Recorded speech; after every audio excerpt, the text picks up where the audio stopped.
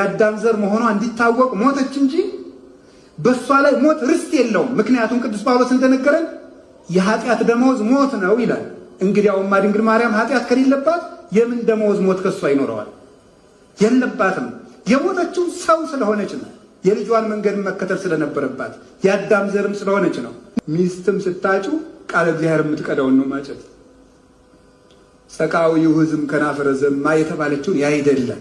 ከነደዳችሁ ግስ ተምራችሁ ወቁት። አልናገርም፣ እውነት አልናገርም። ወደ ድንግል ማርያም ሕሊና ከእግዚአብሔር በቀር ሌላ ነገር ገብቶ አያውቅም። ፈጽሞ ገብቶ አያውቅም። የሴት ሁሉ ራስ ምንድነው? ወንዶች። የድንግል ማርያም ራስ ግን እግዚአብሔር ነው። ሕሊናዋ ውስጥ ከእግዚአብሔር ውጭ ሌላ ነገር አስባበት አታውቅም። ስለዚህ ምን ትባላለች? የእግዚአብሔር ከተማ ትባላለች። የሰው ጭቅጭቅ እየሰማችሁ፣ የሰው ጭቅጭቅ፣ የሰው እንጀራ እያበሰላችሁ፣ የፈረንጅ ኳስ ተጫዋች እንዲሁ እኮ ይገርማል። እንትና የሚባለው ተጫዋች ለሊቨርፑል ተሸጠ፣ ከዛ ለአርሰናል ተሸጠ።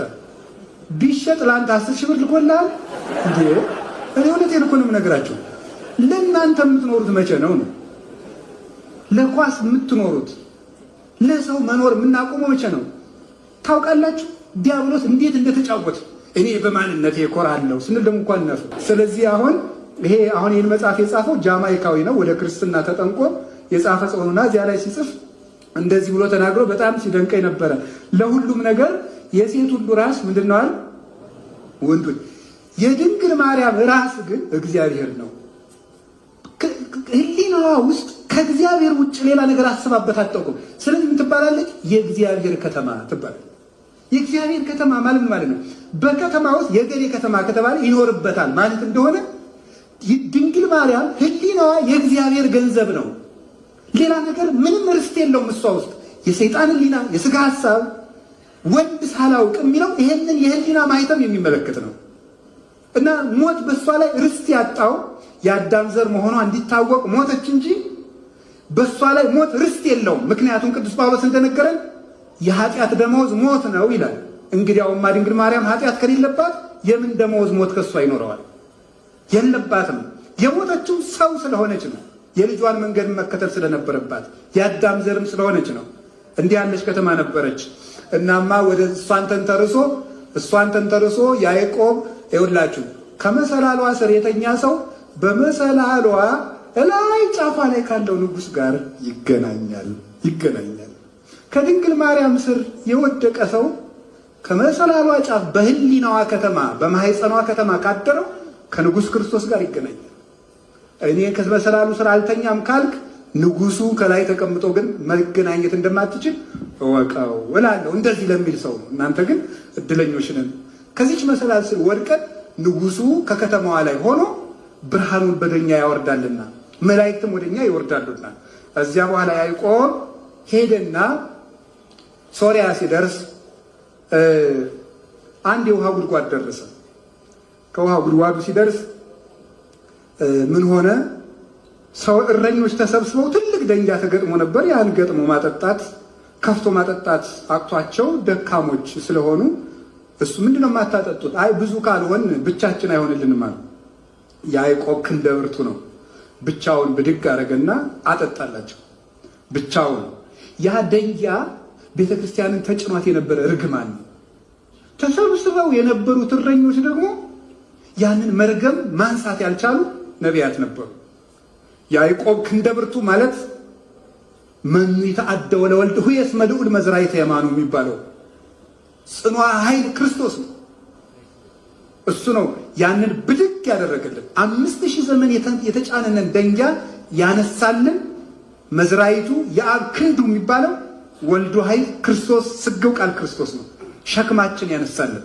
አነሳና ሸክም የከበዳችሁ ወደ እኔ ነው እኔ ያነሳላችኋለሁ አለ። ከፍቶ አጠጣ። ክርስቶስ ያንን ርግማን አነሳና ዘጸማ ይምጻ ሀቤ ወይስተይ፣ የተጠማ ቢኖር ወደ እኔ ይምጣ እንዲሁ ይጠጣ። በከመ ይቤ መጽሐፍ አፍላገ ማዮት ይውዝም ከርሱ፣ መጽሐፍ እንደተናገረ የሕይወት ውሃ ከሆዱ ይፈልቃል ብሎ ይህንን ውሃ በነፃ ሰጠን። ነፍሳችንም ታጠበች፣ ነጻች፣ ደረቅነቷ ለቀቃት፣ ፍሬ እንድታፈራ ሆነች፣ በእግዚአብሔር ቤት ተተከለች። አሁን ይህን አጠጣና ራሔል ውሃ ልትቀዳ መጣች። እሷም አጠጣች።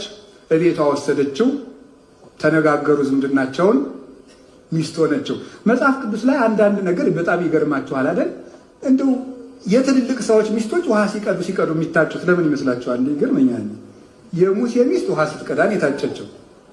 የርብቃ የይስሐቅ ሚስት ውሃ ስትቀዳ ነው የታጨችው። ራሔል ውሃ ስትቀዳ ነው የታጨችው። ምን ይመስላችኋል ይሄ ነገር? እናንተ ምን የምትቀዳ ነው የምታጩት? ድምፅ ሪከርድ የምታረግ ነው ወይስ ምን የምትቀዳ ነው የምታጩት? እና ይሄ ውሃ ሲቀዱ ማጨት ማለት ዝም ብሎ እንዳይመስላችሁ። መጽሐፍ ቅዱስ ላይ ዝም ብሎ የተቀመጠ ነገር የለም። ውሃ ሲቀዱ የታጩት ምን ማለት ነው? ቃለ እግዚአብሔር ስትቀዳ የተገኘችውን እግዚአብሔር ክርስቶስ ለክብር ያጫታል ማለት ነው። ፋርኩክሙ ለአሐዱ ምትዘውቱ ክርስቶስ ይላል ቅዱስ ጳውሎስ። ለአንድ ሙሽራ አጫችኋለሁ እርሱም ክርስቶስ ነው። ስለ መታጨቱ እነዚያ ንጹሐን እናቶቻችን የንጽሕት ነፍስ ምሳሌ ናቸው። ቃለ እግዚአብሔር ሲቀዱ የተገኙት ከቤተ ክርስቲያን ጉድጓድ መጽሐፍ ቅዱስን ሲቀዱ፣ መንፈሳዊ ሕይወትን ሲቀዱ፣ ጸሎትን ሲቀዱ፣ ትሕትናን ሲቀዱ የተገኙትን ክርስቶስ ለክብር ያጫቸዋል። ሚስትም ስታጩ ቃለ እግዚአብሔር የምትቀዳውን ነው ማጨት። ሰቃዊው ሕዝም ከናፈረ ዘማ የተባለችውን ያይደላል። ከነደዳችሁ ግስ ተምራችሁ ወቁት። አልናገርም፣ እውነት አልናገርም። እወቁ ይሄንን ማለት ነው። አንዳንድ ጊዜ ማናደድም አለብኝ። ለምን? እንድትማሩ ነው። በእርግጥ አትማሩ። እናንተ ቢነዳችሁ ተስፋ ነው የምትቆርጡ። እንዲሁ በጣም ይገርማል እኮ። እንዲሁ በጣም የሚያስደንቅ ነው። የዚህ ዘመን ሰው ሲነደው፣ ድሮ አባቶቻችን ነዶት ክፉ ጎረቤት ዕቃ ያስገዛል ብለው ነዷቸው ይሰሩ ነበር። የዚህ ሰው ዘመን ሰው ከነደደው እንደ ሃማ ተሸፋፍሎ ነው የሚተኛ፣ አይሰራም። አተኙ። ሲነዳችሁ ስሩ። እውነት ሲነዳችሁ ሲሩ፣ ሲነዳችሁ ጸልዩ። ሲነዳችሁ ነው መስራት፣ ተናዶ መስራት እንጂ ተናዶ ይጽፋል ላሉ አባቶች። ተው እሺ፣ እሱ ይቆየን ጊዜ እንዳይረዝም። ራሔልን አገባ። ራሔል በጣም መልከኛ ነበረች። ወደዳትና እሷን ሊያገባ ሲጠይቅ ትልቂቱ ልያ እንደው መልኳ እንዲያ ነበረ፣ በሰውኛው ማለት እንዲያ ነበርና ባል ብዙ አልመጣላትም ነበር እና ትልቅ እያለ ትንሽ ስለማይዳር ልያ ናት ራሔል ናት አሉና በጨለማው ልያ እንዳሩለት። በጣም ግርም የሚያደርገው እኮ ዲያብሎስ እኮ ስንቱን ልያ ራሔል እያስመሰለ ያቀርብልናል። እኔ ሴት አላልኩም፣ እናንተ ሰዎች አዛኝን አላልኩም። እንዴ ሰው ልባችሁ ከሴት ብቻ ነው እንዴ ያለው? እኔ አላልኩም። እያልኩ ያለሁት ሌላ ነው። ስለዚህ ስንቱን ልያ ራሔል እያስመሰለ ያቀርባል ማለት ሌላ ነገር ነው የማወራው እኔ። የማይረባንን ነገር የሚረባ እያስመሰለ ይሰጠናል ልላችሁ ነው።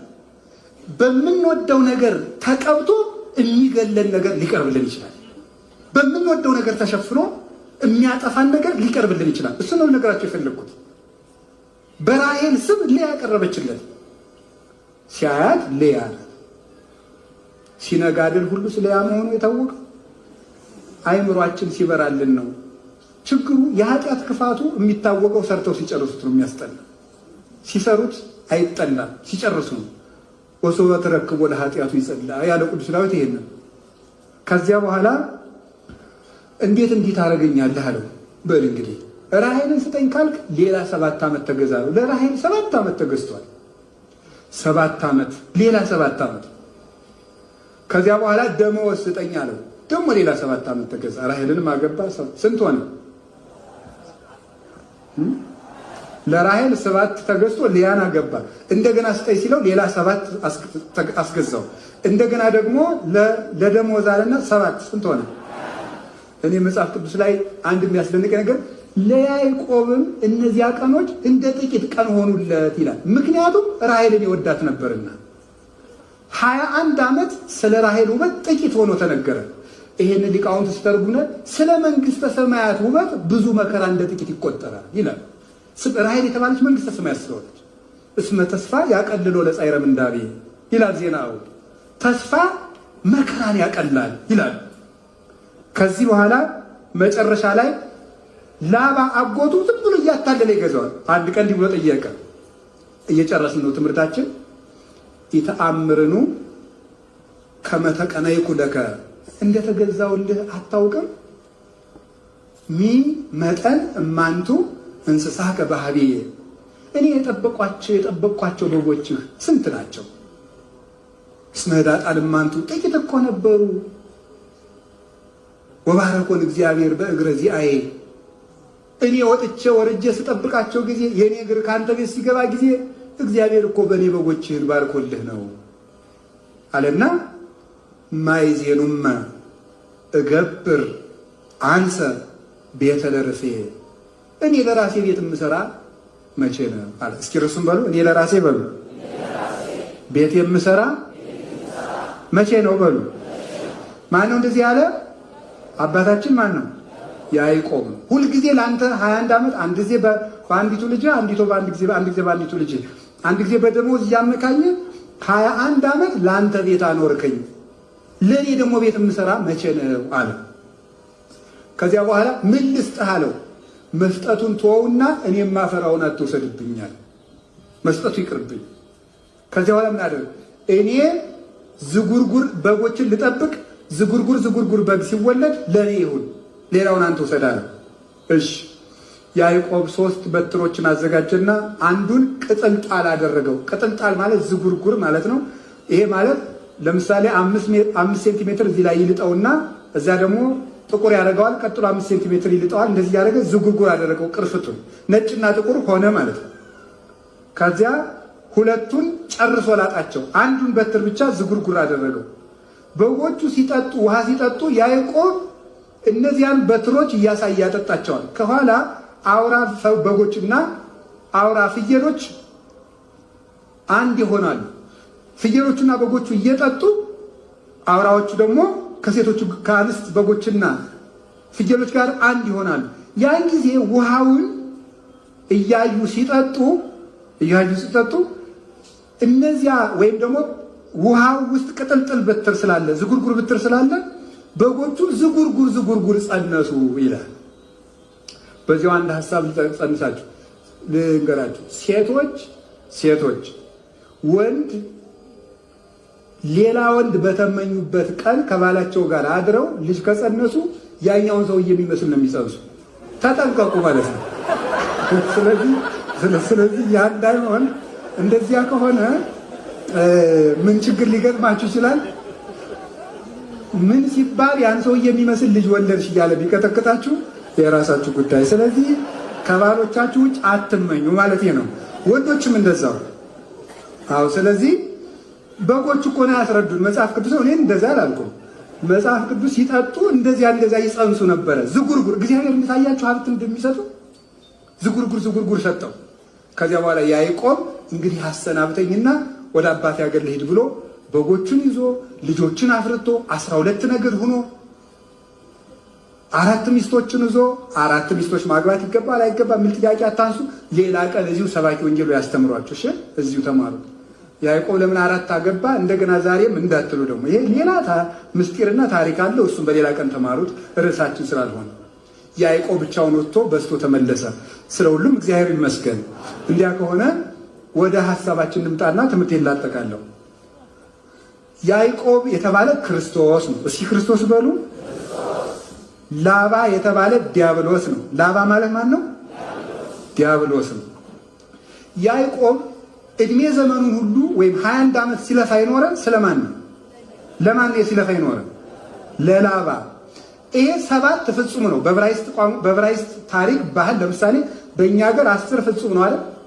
ነው አይደል? እሺ መሆኑን ልንገራችሁ። የሆነ ሰው አንተ 10 ጊዜ አጨብጭቀኝ ብሏችሁ አያውቁም?